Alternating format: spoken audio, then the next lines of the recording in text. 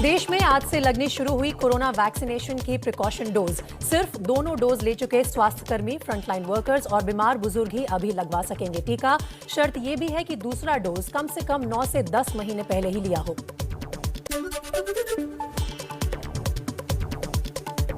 Precaution dose के लिए किसी नए रजिस्ट्रेशन की जरूरत नहीं। ऑनलाइन अपॉइंटमेंट ले सकते हैं या फिर सीधे वैक्सीनेशन सेंटर से लगवा सकते हैं बूस्टर डोज।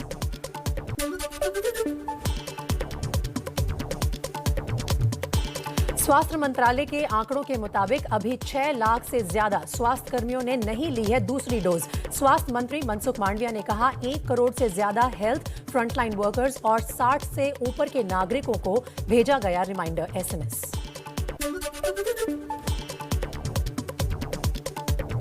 कोरोना और टीकाकरण पर केंद्रीय स्वास्थ्य मंत्री मनसुख मांडविया की आज अहम बैठक। महाराष्ट्र, गुजरात और राजस्थान समेत 5 राज्यों के स्वास्थ्य मंत्रियों के साथ करेंगे चर्चा।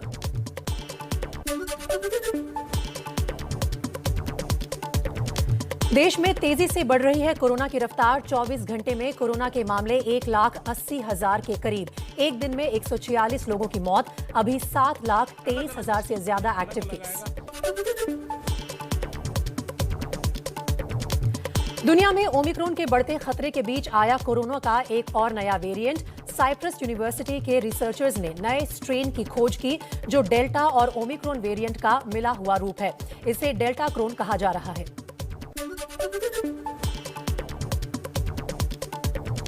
कोरोना के खतरे पर पीएम मोदी ने बड़ी बैठक की। स्वास्थ्य मंत्री मनसुख मांडविया, आईसीएमआर, गृह मंत्रालय और उड्डयन मंत्रालय के अधिकारी हुए शामिल। वैक्सीनेशन बढ़ाने पर जोर।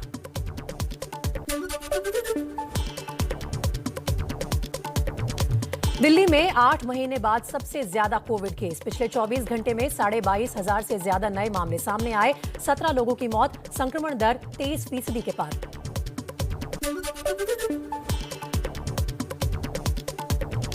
दिल्ली में कोरोना के हालात पर आज फिर डीडीएमए की समीक्षा बैठक। तेजी से बढ़ते मामलों के मद्देनजर नई पाबंदियों पर हो सकता है फैसला।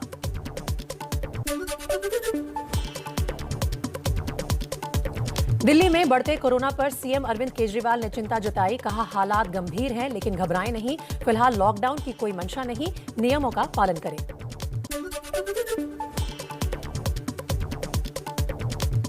दिल्ली सरकार का सभी निजी अस्पताल और नर्सिंग होम को आदेश। आईसीयू में नॉन कोविड मरीजों का इलाज करने वाले डॉक्टर पूरी तरह से कोरोना नियमों का पालन करें। सभी हेल्थ केयर वर्कर्स का रूटीन कोरोना टेस्ट किया जाए।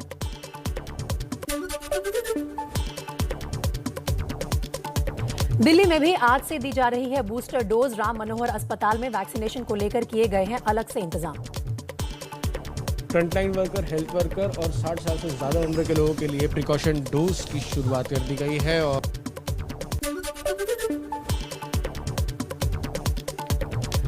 देश की शीर्ष अदालत में भी कोरोना का बड़ा खतरा। समाचार एजेंसी पीटीआई के मुताबिक शीर्ष अदालत के 4 न्यायाधीश और 5% कर्मचारी कोरोना संक्रमित।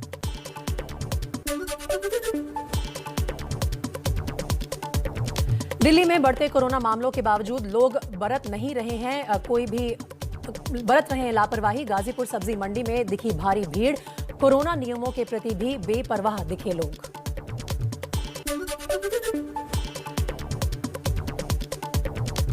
दिल्ली की ओखला मंडी में भी कोरोना नियमों की उड़ रही है धज्जियां। लोग बिना मास्क और सोशल डिस्टेंसिंग के कर रहे हैं खरीदारी।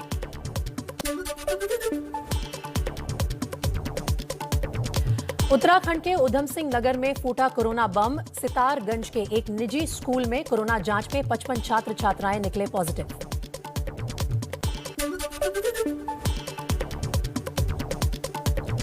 कोरोना के ओमिक्रॉन वेरिएंट पर यूपी के मुख्य सचिव का गैर जिम्मेदाराना बयान। कहा ओमिक्रॉन महज हल्की सर्दी खांसी जैसा है। ये वैसे ही जैसे कि खांसी, जुकाम और बुखार होता है। ये उतना मुश्किल नहीं है जैसे कि कोविड का जो दूसरी लहर आई थी।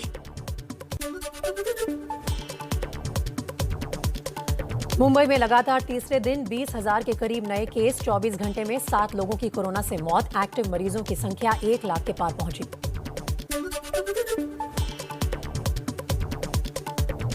बढ़ते कोरोना और ओमिक्रॉन के चलते महाराष्ट्र सरकार की नई पाबंदियां। आज रात 11 बजे से सुबह 5 बजे तक कर्फ्यू। दिन में एक साथ 5 या उससे ज्यादा लोगों के आने जाने पर पाबंदी।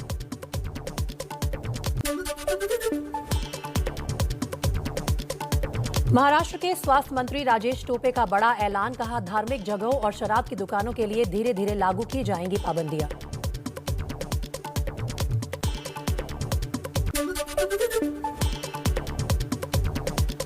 महाराष्ट्र के मंत्री असलम शेख ने मालाड के जंबो कोविड सेंटर में तैयारियों का जायजा लिया। यहां 2100 से ज्यादा बेड्स तैयार किए गए हैं। बच्चों के लिए भी सेंटर बनाया गया है।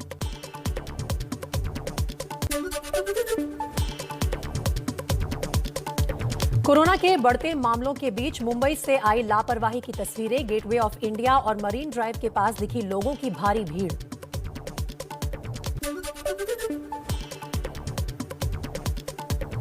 कोरोना से निपटने के लिए मुंबई में प्रशासन अलर्ट। तैयारियों का जायजा लेने गेटवे ऑफ इंडिया पहुंची मेयर किशोरी पेडनेकर। लोगों से हाथ जोड़कर मास्क पहनने और 2 गज की दूरी बनाए रखने की अपील की।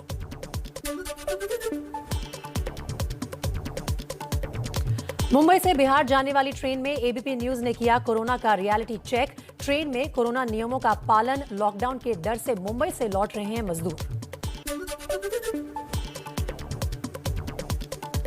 हिमाचल प्रदेश सरकार की नई गाइडलाइंस, सभी सरकारी दफ्तर वीकेंड पर बंद रहेंगे। बाकी दिनों में 50% कर्मचारियों के साथ काम होगा। सामाजिक और धार्मिक समारोह पर प्रतिबंध।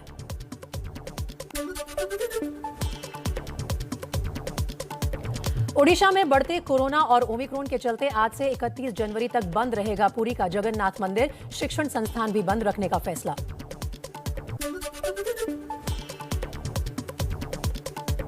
कोरोना के मामलों में तेजी के बाद भी नहीं मान रहे हैं लोग। पश्चिम बंगाल के भाटपारा में सब्जी मंडियों में उमड़ रही है लोगों की भारी भीड़। ना कोई मास्क लगा रहा है, ना सोशल डिस्टेंसिंग का हो रहा है पालन। कानपुर में चुनाव आयोग के आदेश को ताक पर रखकर आम आदमी पार्टी के उम्मीदवार ने किया प्रचार। अनुज शुक्ला दर्जन भर से ज्यादा लोगों के साथ बिना मास्क प्रचार करते दिखे। चुनाव आयोग ने सिर्फ 5 लोगों को इजाजत दी है। उत्तर प्रदेश के आगरा में दिखी कोरोना बढ़ाने वाली लापरवाही। धनगर समाज के कार्यक्रम में उड़ी आचार संहिता की धज्जियां। सूरजदन प्रेक्षागृह के आयोजन में पहुंची हजारों लोगों की भीड़। कोरोना के बढ़ते मामले के बीच कर्नाटक में कांग्रेस की पदयात्रा शुरू। 11 दिन तक चलेगी यात्रा। कर्नाटक में कोरोना के 49,000 से ज्यादा मामले हैं।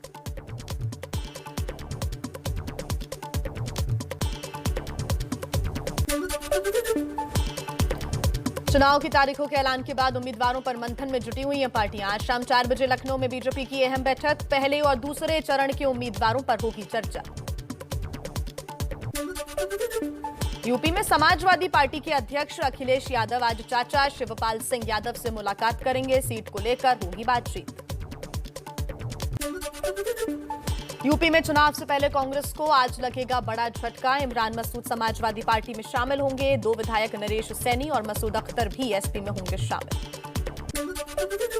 पंजाब में अभिनेता सोनू सूद की बहन मालविका आज सीएम चन्नी की मौजूदगी में कांग्रेस का थामेंगी हाथ। मोगा सीट से लड़ सकती हैं चुनाव।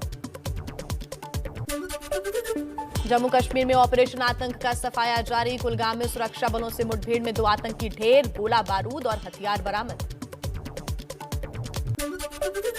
ड्रग्स मामले में आरोपी अकाली दल के नेता बिक्रम मजीठिया की अग्रिम जमानत पर आज पंजाब हरियाणा हाईकोर्ट में सुनवाई। 20 दिसंबर को एफआईआर दर्ज होने के बाद से फरार है मजीठिया। पंजाब में पीएम की सुरक्षा में चूक के मामले पर आज सुप्रीम कोर्ट में 11 बजे सुनवाई होगी। जांच कमेटी बना सकता है सुप्रीम कोर्ट। पिछली सुनवाई में केंद्र और राज्य की जांच कमेटी पर रोक लगाई थी। पीएम मोदी की सुरक्षा में सेंध पर एसपीजी की रिपोर्ट में बड़ा खुलासा। पंजाब पुलिस को पहले से थी प्रधानमंत्री के सड़क रास्ते से जाने की जानकारी, फिर भी नहीं किए गए पर्याप्त इंतजाम। मुंबई के भाईखला में बांस के गोदाम में लगी भयंकर आग। मुस्तफा बाग इलाके में लगी आग पर काबू पाने के लिए फायर ब्रिगेड की 8 गाड़ियों और 10 टैंकरों की मदद से आग पर काबू पाने की कोशिशें जारी। कश्मीर घाटी के तंगधार सेक्टर में बर्फ में फंसे लोगों का बीएसएफ ने रेस्क्यू किया। 1 जवान समेत 4 मरीजों को एयरलिफ्ट किया गया। हिमाचल के शिमला में आज लगातार तीसरे दिन भी हो रही है बर्फबारी। रिज मैदान इलाके में बिछी बर्फ की सफेद चादर। हिमाचल में भारी बर्फबारी से 550 से ज्यादा सड़कें बंद। 1757 ट्रांसफार्मर से बिजली गुल। मौसम विभाग के मुताबिक अभी जारी रहेगी बर्फबारी। 12 जनवरी से मौसम खुलेगा। दिल्ली में 2 दिन की बारिश के बाद बढ़ी ठंड। आज तापमान 3 डिग्री गिरा। सुबह 9 डिग्री दर्ज किया गया न्यूनतम तापमान। मौसम विभाग के मुताबिक अगले 2 से 4 दिनों में और गिर सकता है पारा। बारिश थमते ही दिल्ली की हवा जहरीली होना भी हो गई है शुरू। आज फिर दिल्ली के आनंद विहार का हवा की गुणवत्ता नापने वाला सूचकांक यानी कि AQI 172 रिकॉर्ड किया गया। कल आनंद विहार में AQI 80 के करीब दर्ज किया गया था। यूपी के उन्नाव में बारिश के साथ ओले गिरने से किसानों की फसल बर्बाद। ओले से गेहूं, सरसों समेत गोभी, बंद गोभी की सब्जियों को भारी नुकसान पहुंचा है। यूपी के झांसी में ओले गिरने से भारी नुकसान। जमीन पर बिछी बर्फ की चादर, फसलों को पहुंचा नुकसान। उत्तराखंड के हरिद्वार में राजाजी टाइगर रिजर्व में सड़क किनारे जाता दिखा 15 से 16 हाथियों का झुंड। हाथियों का वीडियो वायरल हुआ। ओडिशा के मयूरभंज में गुस्साए हाथी का आतंक। यात्री बस को हाथी ने सड़क पर धकेला। बस के कुछ शीशे टूटे लेकिन यात्रियों को कोई नुकसान नहीं पहुंचा।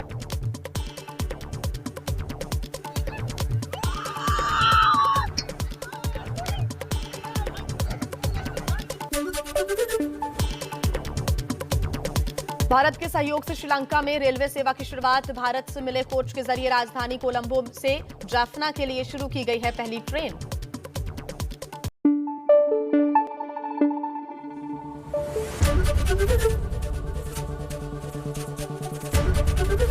ABP न्यूज आपको रखे आगे।